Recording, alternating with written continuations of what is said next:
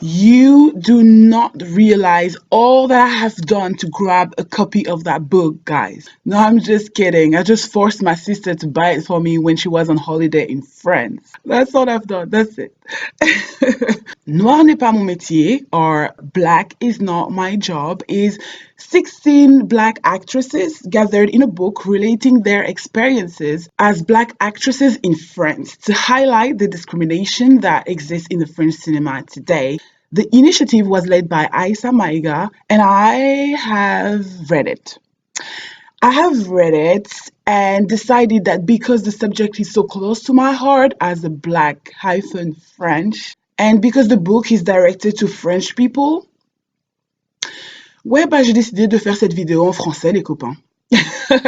Noir n'est pas mon métier. Parlons-en.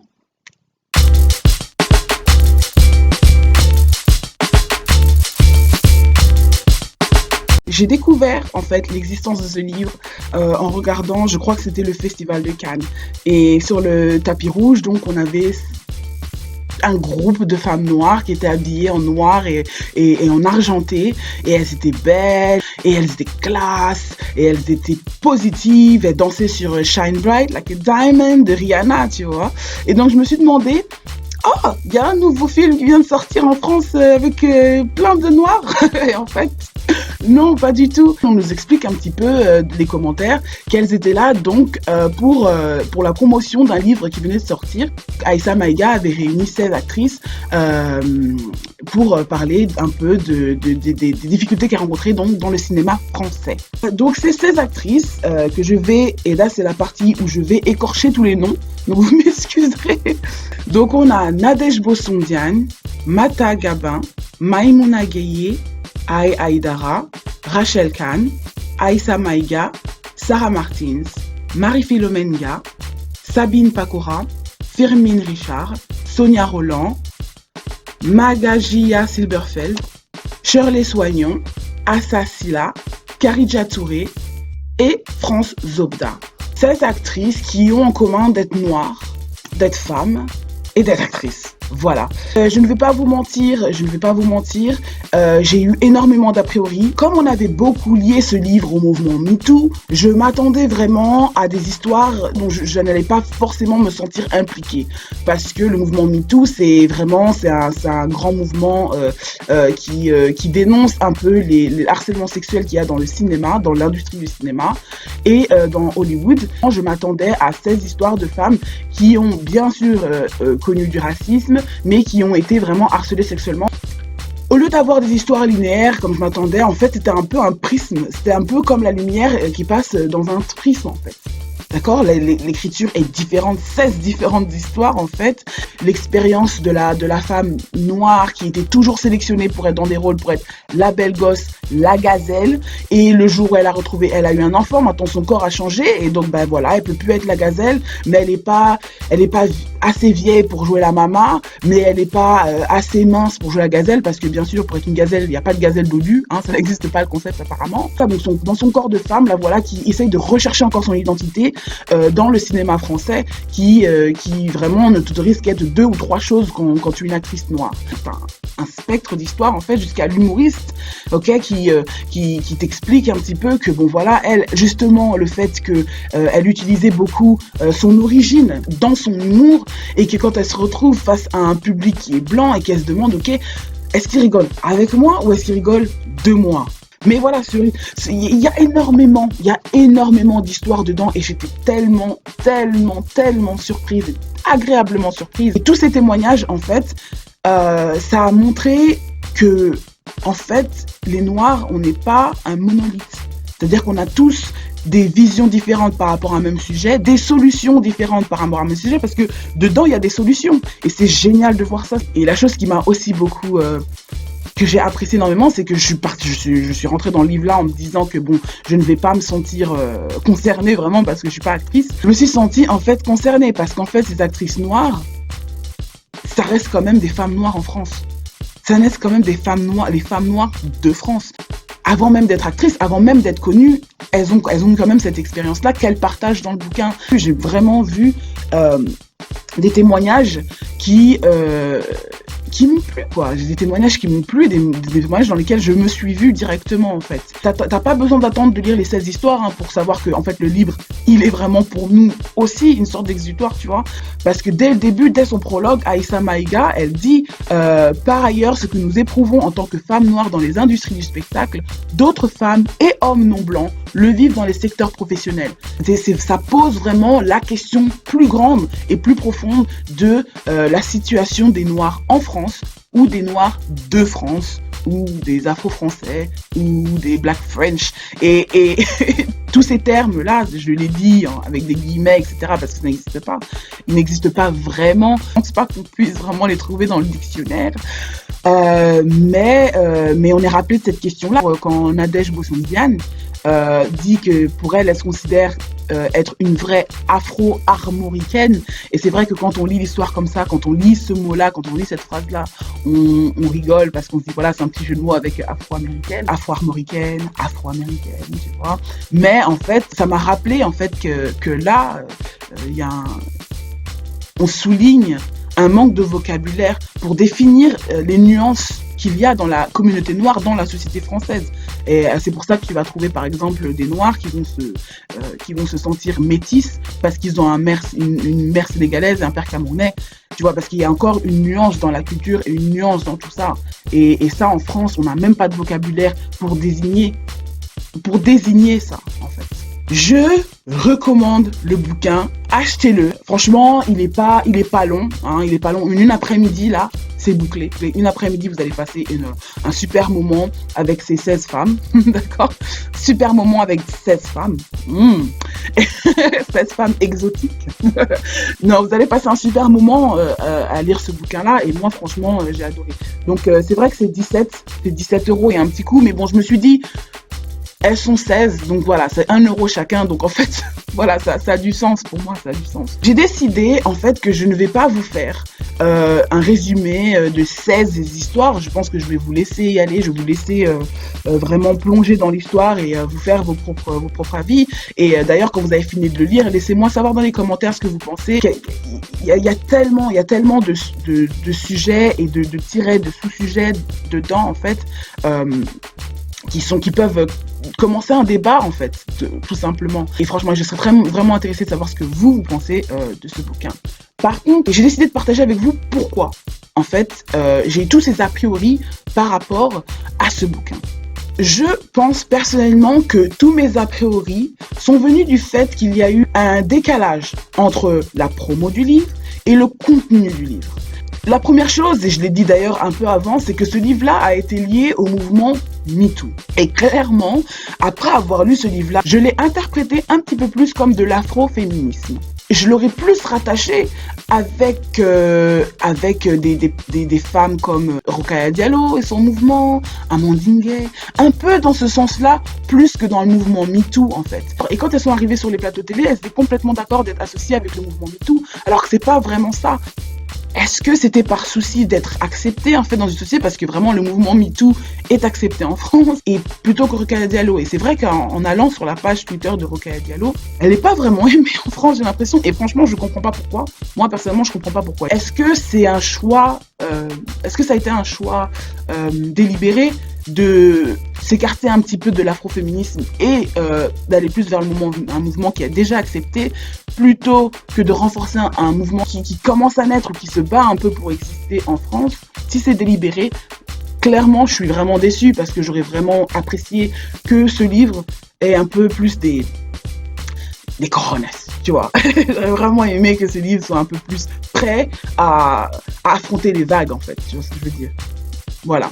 Un truc qui m'a aussi gênée, et ça c'est un détail encore, parce que ce livre a été rattaché au mouvement MeToo, plutôt que l'afroféministe et plutôt à Rokhaya Diallo, à part les 2-3 cons d'internet qui vont être là, retourner chez vous, bande de macaques, tu vois, tout a été super positif. Et je pense que d'avoir été rattaché à un mouvement qui est si accepté, ça n'a pas... Je pense que les gens ne sont pas posés les bonnes questions, du coup. Parce que comme Aïssa Maïga le disait au début, en fait, il y a une petite... j'irais universalité. Beaucoup de gens non blancs, dans n'importe quelle industrie, sont un peu... Il y a beaucoup de préjugés, en fait. Et donc, pour moi, avec cette intention d'universalité, je dirais...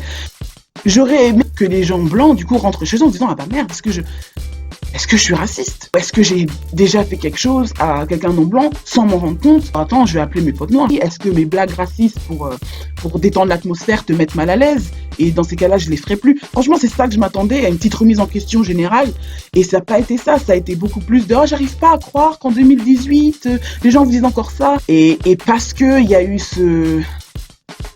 Et parce que tout le monde pointait un peu quelque chose d'autre, en fait, il n'y a pas eu vraiment de vraie remise en question. Par exemple, je me souviens qu'elle était allée sur un plateau télé et la journaliste commence à pleurer. Donc elle pleure parce que quelqu'un lui a dit, parce que quelqu'un a dit à Sonia Rolland, ou je sais plus à qui, t'es tellement intelligente, t'aurais mérité d'être blanche. Elle pleure sur ça, mais moi j'aurais préféré qu'elle se dise, ah merde, attends, il y a combien de noirs dans l'équipe vraiment, clairement, à la télé là? Tu vois ce que je veux dire? Pour moi, c'est ça que j'aurais aimé qu'on déclenche plus. La promotion pointer l'industrie du cinéma, c'est une grande industrie, du coup on pointe vraiment un peu personne, tu vois, il n'y a pas vraiment de nom, c'est un peu un grand fantôme. Et ben ça a permis aux gens de se dire, en fait, elle parle pas de moi, elle parle de quelqu'un d'autre. Vraiment, il n'y a pas eu cette prise de conscience générale des Blancs en se disant que bon, ouais, c'est vrai, peut-être que moi, à mon échelle, je peux faire ça, moi, à mon échelle, je peux faire ça, tu vois, pour essayer d'inclure une diversité qui est réelle en France, en fait. Et aussi, encore, et là, je suis encore sur les détails par rapport à la promotion.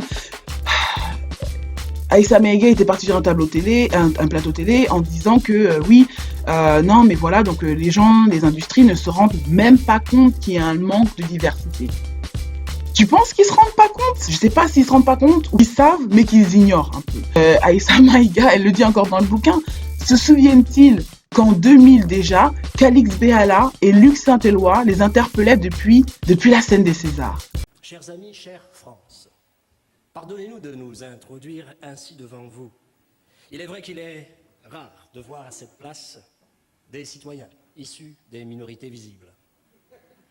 Imaginez seulement, imaginez dans ce pays une télévision qui vous transmettrait exclusivement des images de noirs. Imaginez dans ce pays, dans tous les cinémas, des écrans qui projetteraient exclusivement des histoires entre noirs pour des noirs à l'exclusion de toute autre couleur. Imaginez dans ce pays des écrans publicitaires à la télévision, au cinéma, sur les murs de toutes les grandes villes qui vanteraient des produits de consommation par des noirs. Pour manger, pour boire, pour se laver, pour se distraire, pour se vêtir, pour dormir, pour éduquer nos enfants, bref, pour vivre. Pour vivre simplement chaque instant, chaque jour, chaque semaine, chaque année. Et cela depuis la naissance de la radio, de la télévision et du cinéma. Et vous, chers compatriotes, imaginez que vous soyez absent, invisible. Imaginez seulement, et rassurez-vous, ce rôle d'absent, c'est nous qui l'interprétons. Mais ce n'est pas une fiction. Seulement, notre dure réalité est dans un monde de blancs qui exclut toute une partie de la population dont le seul tort est d'être noir ou jaune. Bien sûr, Madame la Ministre, l'histoire a fait de nous des sempiternels battus, des sempiternels foutus. Peut-être est-ce la raison pour laquelle vous n'aviez pas répondu à nos doléances. Peut-être est-ce la raison pour laquelle, Madame la Ministre, les modifications des cahiers de charges des télévisions publiques proposées par le CSA à travers son président, M. Hervé Bourges, n'a toujours pas abouti à ce jour. Au nom de tous les miens, et ce n'est encore pas le titre d'un film, je remercie du fond du cœur M. Bourges qui a su percevoir notre détresse. Nous sommes ici pour vous dire, et croyez-le, que le cinéma français gagnerait à s'inspirer de la multiculturalité de ce pays, au même titre que le cinéma envahisseur américain. Permettez-nous d'espérer que l'année prochaine, il n'y aura pas dans cette salle et dans ce pays un peuple acteur et un peuple spectateur, mais au contraire, un autre scénario qui permettrait à tous de jouer tous les rôles. Au nom des grandes valeurs de ce pays, nous voudrions ce soir dédier un César à la doyenne des acteurs noirs français, Darling Legitimus, prix d'interprétation féminine à la Mostra de Venise, en Italie et pas à Cannes, pour son rôle dans Rue Cazenègre. Elle nous a quittés le 7 décembre dernier. Merci encore, vous pouvez nous couper. il y a 18 ans déjà, quelqu'un avait soulevé ce problème de manque de diversité. Et apparemment, comme ce livre existe là, comme ce livre existe, on se rend bien compte qu'en fait, peu a changé il y a 18 ans. À partir d'un moment, les gens, on leur dit qu'ils ne savent pas, ils sont ignorants, mais jusqu'à quand en fait? Jusqu'à quand on va leur dire qu'ils sont ignorants? Un truc qui m'avait gêné, c'est que lors de leur apparition télé, sur l'apparition sur les plateaux télé, on avait l'impression que c'était plus un coup de gueule qu'on comprend et supporte, bien sûr. Et même si pendant les plateaux télé, le sentiment premier que j'ai eu, c'était que ces actrices étaient là un peu en train de quémander poliment et joliment une place un peu dans le cinéma français, ce qui m'a énervé, hein. Moi je me suis dit directement, mais pourquoi on est là encore en train de faire ça? Pourquoi on crée pas nos propres trucs et tout ça? Et en fait on se rend compte que si, il y a des gens qui bossent derrière. Donc France Zebda, d'ailleurs c'est la dernière histoire et c'était vraiment génial qu'elle ait mis à la fin parce que littéralement France Zebda elle était actrice et elle a laissé sa carrière d'actrice un peu de côté pour devenir productrice et créer justement des chaînes où on peut voir la diversité. En 2002 elle a créé donc le festival Cinamazonia, un festival de cinéma des mondes métissés en Guyane pour mettre en lumière des comédiens et des films de la diaspora. Et ça c'est génial. Et ça je trouve ça absolument génial. Aïdara a écrit que voilà, il n'y a que des rôles clichés pour les Noirs et les Arabes et qu'il faut qu'on l'écrive pour nous, mais qu'elle ne veut pas dans cet état d'esprit-là de faire la démarche inverse et de créer un ghetto. Et c'est quelque chose qu'on a dit aussi à France Zebda quand tu lui as dit attention, tu fais des trucs pour les Noirs et tout ça, mais crée pas un ghetto, tu vois. Et en fait, non, moi je pense que c'est quelque chose qui est nécessaire. C'est pas du communautarisme, je dirais c'est plus par un souci d'authenticité. Je vais vous donner un exemple encore, j'ai vu un film qui s'appelait Bande de filles. La réalisatrice apparemment est blanche, donc du coup, et elle a vraiment voulu aider et créer une histoire un petit peu où on voyait au premier plan des filles noires de cité un peu et leurs problèmes. Je sais pas si vous avez vu le film, mais il y a un moment dans la scène où la petite, voilà, elle va faire des ménages avec sa maman et donc sa maman lui dit bon, tu vas venir travailler là pendant l'été pour te faire l'argent comme l'école zéro. Donc voilà, tu vas venir faire les ménages pendant l'été. Et en fait, la fille elle veut pas. Et donc, il y a la maman qui va là-bas en disant « Ah, ta mère m'a dit que tu voulais travailler ici, là, pendant l'été, donc, ok, tu es bienvenue, tu peux revenir demain. » Et la petite fille noire attrape la maman noire par la gorge en disant « Tu diras à ma mère que je ne veux pas faire... » Désolée. En quel 1900 ça peut exister, ça? Jamais! Jamais, jamais, jamais. Si tu lèves le doigt, là, sur une maman noire, non seulement elle va te taper, mais la maman va venir la rejoindre, va te taper. Tu vas rentrer à la maison, ton frère va te taper, ton père va te taper, la communauté va te taper. Non! Cette partie-là m'a choquée. J'étais là, ça ne se passerait jamais comme ça. Et donc, c'est vraiment dans ce souci un peu d'authenticité que je pense que c'est nous qui devons raconter nos propres histoires. Et je pense que c'est super positif, d'autant plus qu'il y a une émergence d'une nouvelle génération de créateurs, eux-mêmes issus de la diversité, qui constituent en outre une chance de renouvellement des récits. Là, je sais pas si je l'ai lu dans le livre, je sais pas si c'est mes propres mots, mais clairement, si c'est dans le livre, c'est exactement ce que je pense. Je pense qu'il faut aller chercher la jeunesse et les gens qui savent créer, je pense. Et là, dans ma tête, j'ai juste Willem, par exemple. Je sais pas si vous connaissez Willem, qui est génial. Il crée ses petits bouts de films qu'il écrit, qu'il dirige et tout ça. Tous ces personnes-là, si tu leur donnes le pouvoir, ils vont te faire des choses mais magnifiques, tu vois. Et je pense que c'est dans cette direction-là qu'il faut aller. Si le cinéma français veut pas laisser la place, est-ce qu'on a vraiment besoin de cinéma français? Est-ce qu'on a vraiment besoin d'être à la télé? Moi, personnellement, je regarde même plus la télé. J'ai Netflix et YouTube. Est-ce qu'on a vraiment besoin d'être à la télé? Est-ce qu'on peut pas faire nos films et les vendre sur Netflix? Faire nos films et créer nos chaînes YouTube, voir les vues, monétiser ces vues-là. Et en plus, YouTube et Netflix, ça peut se voir dans le monde entier et pas seulement dans l'Hexagone. Il y a une possibilité infinie en fait qu'il faut vraiment pas se mettre de frein, de demander, parce qu'il y a des gens dans l'industrie qui s'en sortent super bien et qui sont noirs et qui sont très sensibles aussi à la diversité. Je parle de Omar Sy, je parle de Fabrice Eboué, je parle de Thomas Njijol. Si on a une vision un peu plus grande et qu'on demande à toutes ces personnes qui ont été très positives, tu vois, de cotiser, est-ce qu'elles vont cotiser? C'est comme ça qu'on voit si vraiment ce livre-là a été vraiment un impact positif ou pas. Voilà, je pense que j'ai tout dit sur ce bouquin que je recommande. Encore une fois, franchement, achetez-le. Faut aider la famille, tu vois. Quand on a des initiatives comme ça, là, faut aider, faut donner et faut lire. Et franchement, c'est un bon bouquin. Like this video si vous l'avez aimé, partagez-la et laissez-moi des commentaires aussi, ça fait super plaisir. Ok. Et bien sûr, subscribe to my channel pour plus de revues de books chocolatés. Hein. Eat Chocolate Readings, lire en chocolat. À bientôt les amis. Mouah, mouah, mouah, mouah, mouah.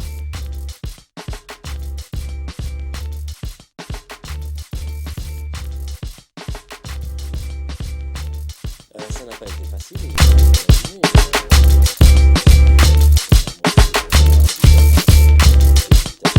Il y a seulement 2 jours. Et l'idée, c'était d'arriver à accéder au plateau en pleine cérémonie des Césars. En plus, on était dans le cadre du 25e anniversaire des Césars. Ça voulait dire également 25 ans de silence concernant l'image du noir dans le cinéma français. Donc c'était l'occasion jamais. Donc ça a été très difficile. On a tout calculé, on a pris tous les risques et puis on a foncé. En plus, c'était le direct, donc il n'avait pas le choix de nous laisser parler.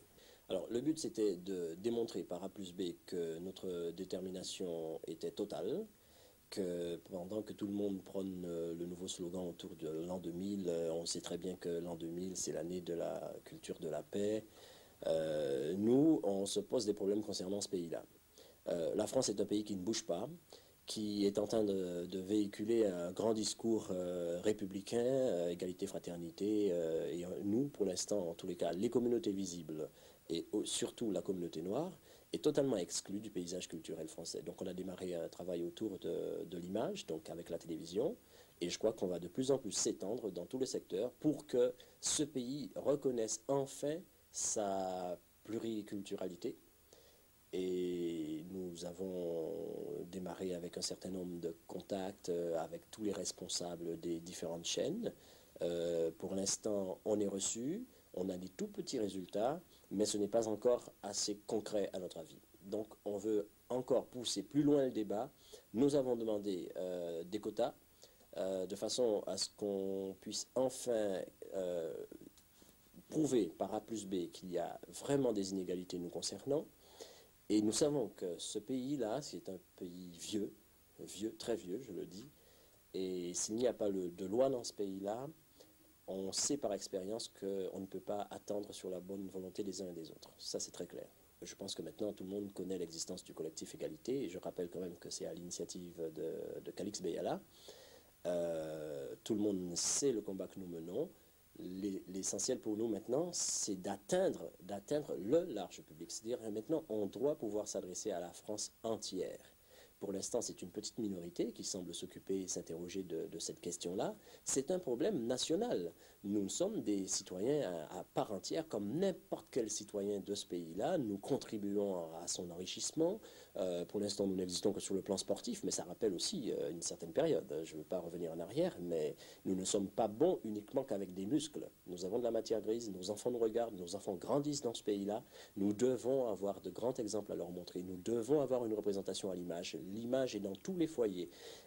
Donc, il est vraiment indispensable que les Français sachent que nous sommes aussi des Français, mais qui comprennent aussi pourquoi nous sommes devenus Français, qui comprennent c'est quoi l'histoire de France. Pour l'instant, on fait en sorte que les Français restent des ignares. Je trouve que c'est dur.